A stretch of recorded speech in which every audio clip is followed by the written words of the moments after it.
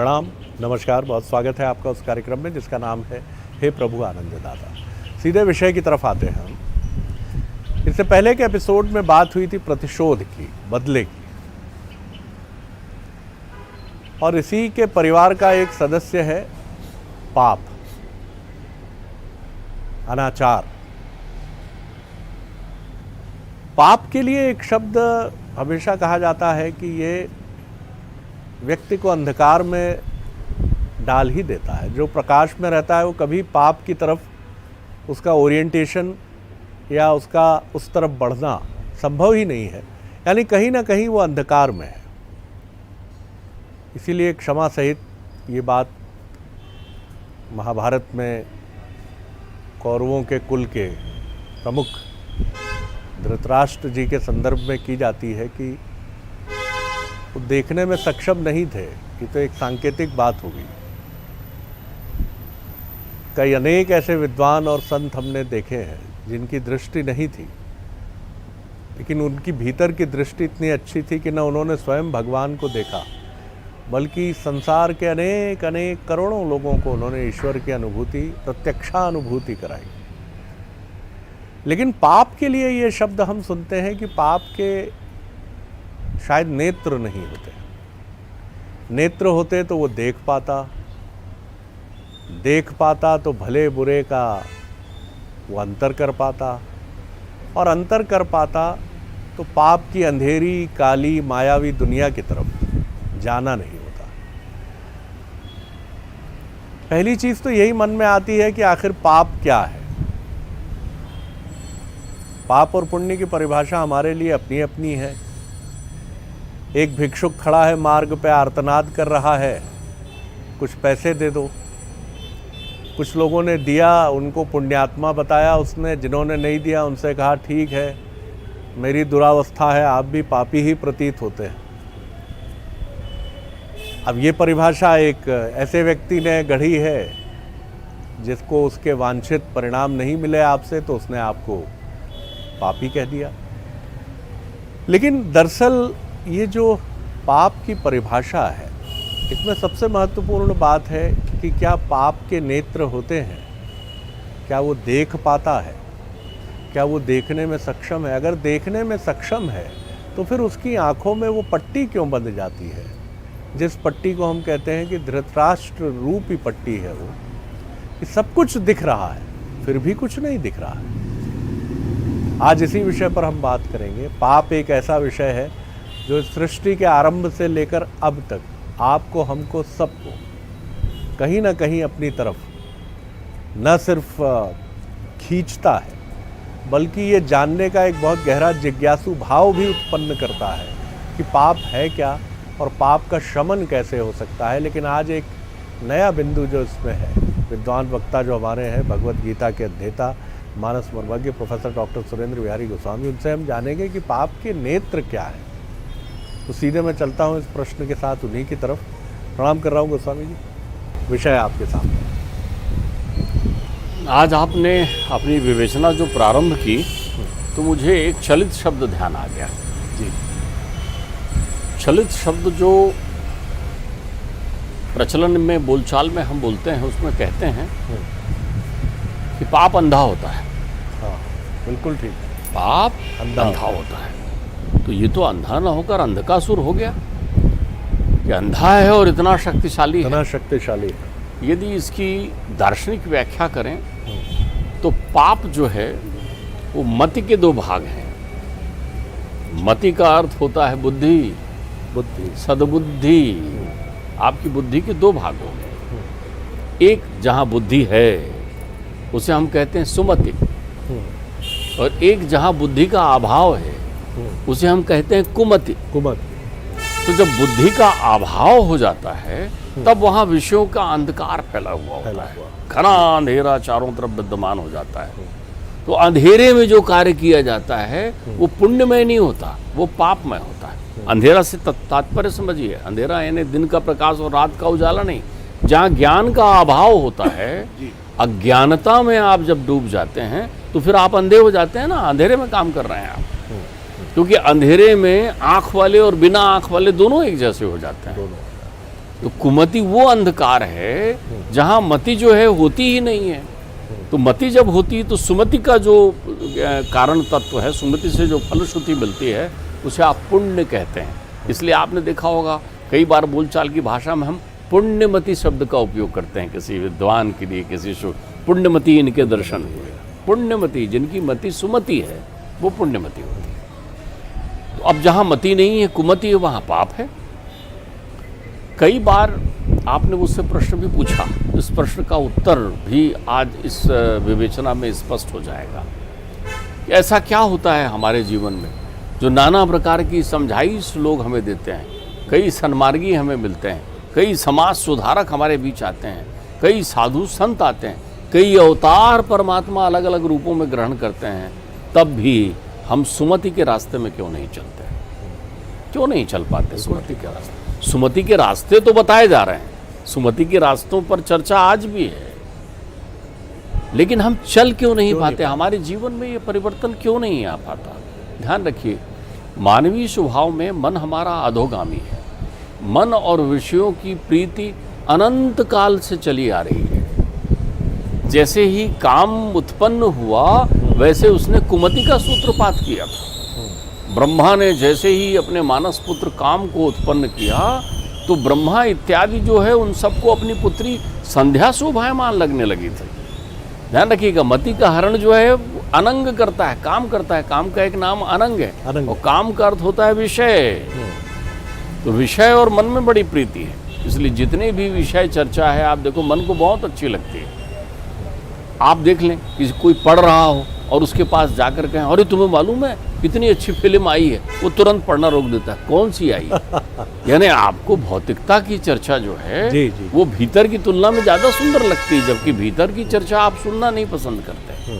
तो अब सवाल ये है कि ये ऐसा क्यों हो जाता है? एक प्रश्न ये भी उत्पन्न हुआ, क्यों पाप जो है अंधा होकर शक्तिशाली हो जाता है? ध्यान रखिए, जब भी सुविचार की गंगा बहने लगती है, पाप के 4 नेत्र होते हैं।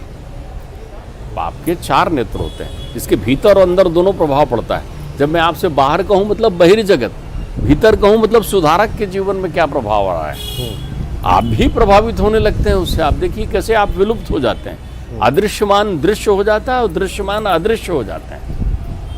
पाप के नेत्रों की बड़ी अति विचित्र लीला देखिए, जैसे ही चहुओर सुविचार का आंदोलन चलने लगता है, सन्मार्ग और सत्य की बातें होने लगती है, वैसे ही पाप अपने पहले नेत्र का प्रयोग करता है, और पहला नेत्र है उपेक्षा। उपेक्षा, पहला नेत्र है उपेक्षा। वो आपकी बातों को सुनेगा नहीं, जिसके अंतर चित्त में विषय हावी हो रहा है। देखना, अंधत्व तो बढ़ेगा तब शक्तिशाली होगा। पाप अंधकार में ही शक्तिशाली होता है। तो वो सावधान हो जाएगा। जैसे ही किसी को हित की बात बताओ, ऐसा मत किया करो बेटा, हाँ ठीक है, उपेक्षा करना शुरू करेगा। आप जब भी कोई अच्छी बात बताएंगे वो श्रोता की तरह सुन तो लेगा, लेकिन उसकी उपेक्षा करेगा। आपको जब भी कोई सत्कर्म बताया गया, आपके पास जब भी कोई अच्छे विचार दिए गए, आपने उपेक्षा की। कैसे? अपनी विभिन्न इंद्रियों से उपेक्षा की, कान से उपेक्षा की, आंख से उपेक्षा की, वाणी से उपेक्षा की।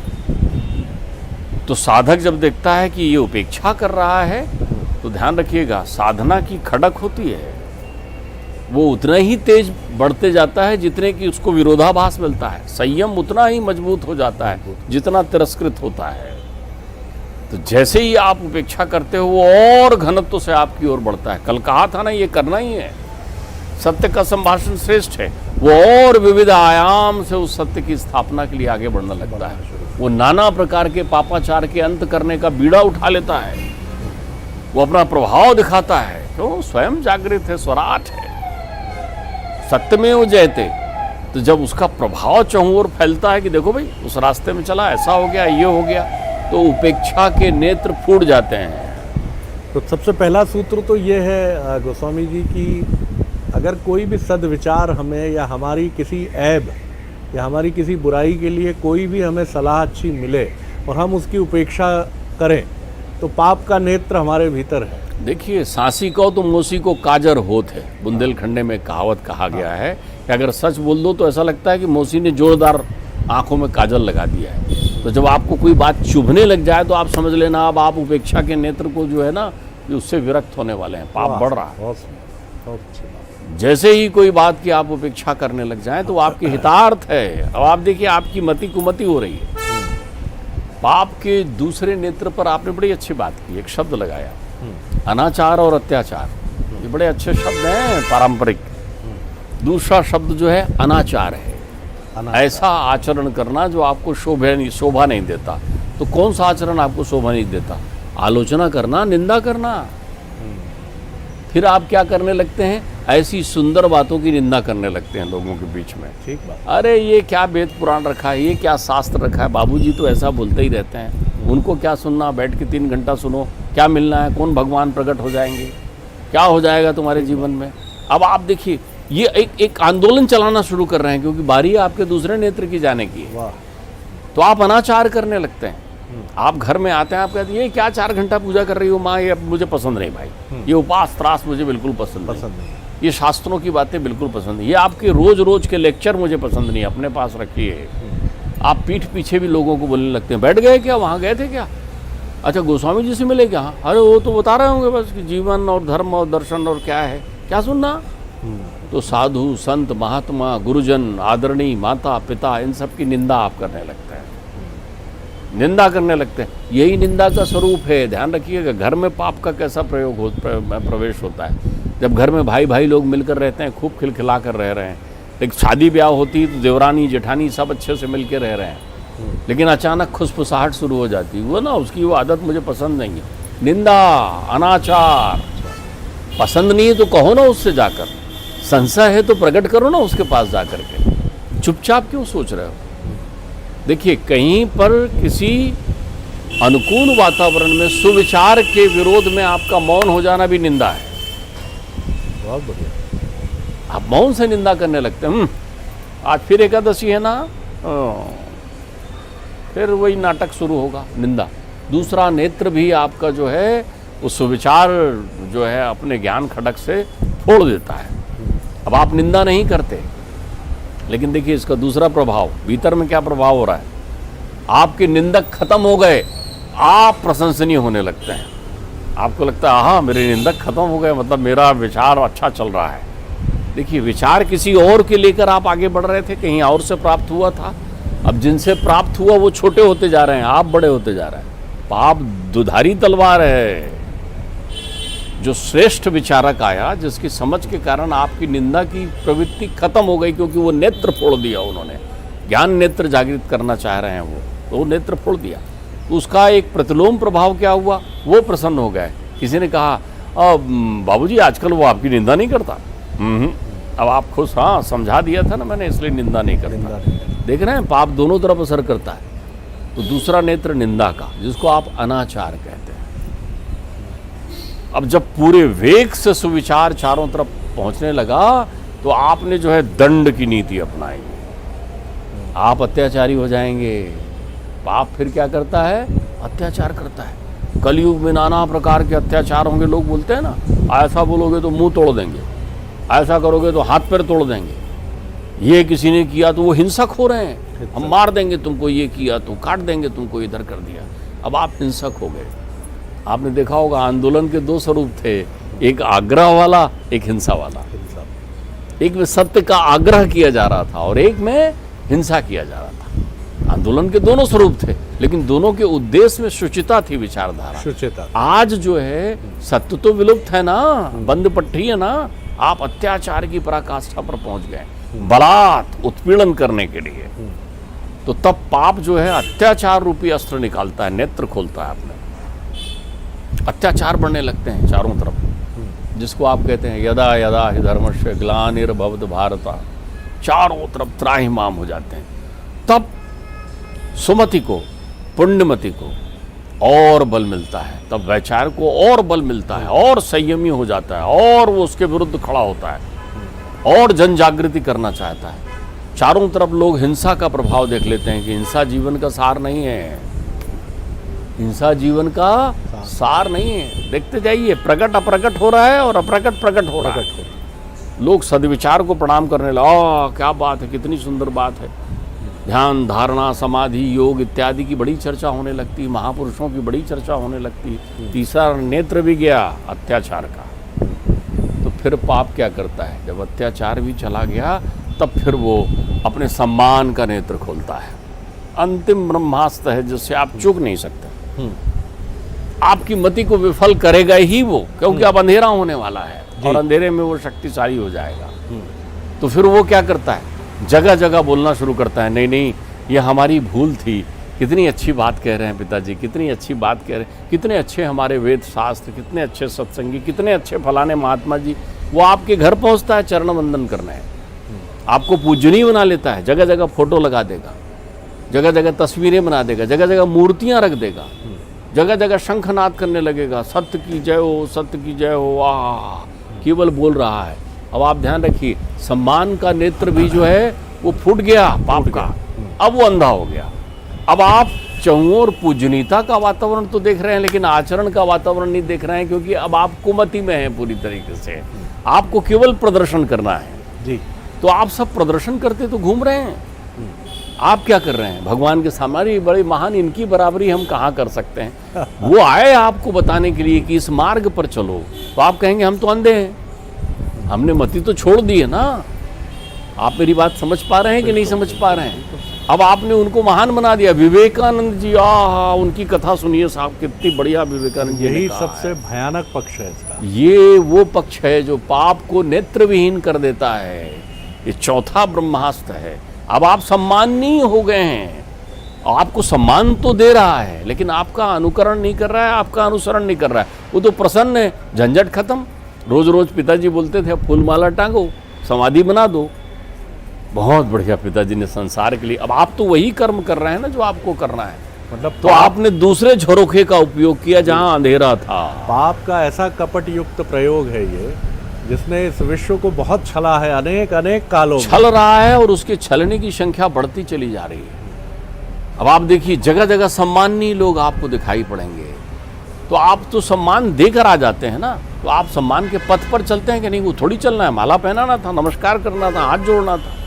चले फिर ये सम्मान की प्रक्रिया चाटुकारिता में आ जाती। नए नए देवों का निर्माण आप कर देंगे, नए नए भगवान आपके हो जाएंगे, नए नए रास्ते आप बना लेंगे, नए नए तरीके आप बना लेंगे, नई नई कस्में और वादे आप लेने लग जाएंगे। क्यों? क्योंकि आपने ब्रह्मास्त्र चला दिया। सामने वाला अब आपको नहीं बोलता, उपेक्षा में बोलता था। सामने वाला आपको नहीं बोलता, निंदा में बोलता था। सामने वाला आपको नहीं बोलता, अत्याचार अनाचार में बोलता था। लेकिन क्या ये बंद हुए? नहीं, ये सब कर रहे हैं। क्यों? आपको सम्मान्य बनाकर, सुविचार को सम्मान्य बना दिया, प्रणाम कर लिया, लेकिन अनुकरण नहीं करना है। तो आप जब कोई प्रश्न पूछता है कि मैं इतना सुनता हूँ, होता क्यों नहीं? होता इसलिए नहीं है कि तुमने इनको सम्मान्य तो मान लिया है, कर कुछ नहीं रहे हो ना, आंख में पट्टी बांध ली आपने। ध्यान रखना, दोनों के नेत्रों में पट्टी बंधी होती है। सत्य की जो मूर्ति है उसमें भी पट्टी बांध देते हैं, ताकि उसमें अद्वैत बना रहे, भेद ना हो उसमें।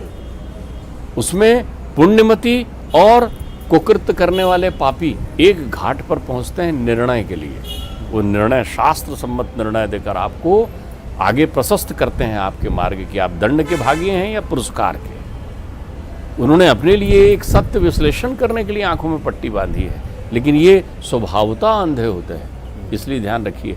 मुझे आप बताइए, धृतराष्ट्र जी सम्मान नहीं करते थे क्या भीष्म पितामह का?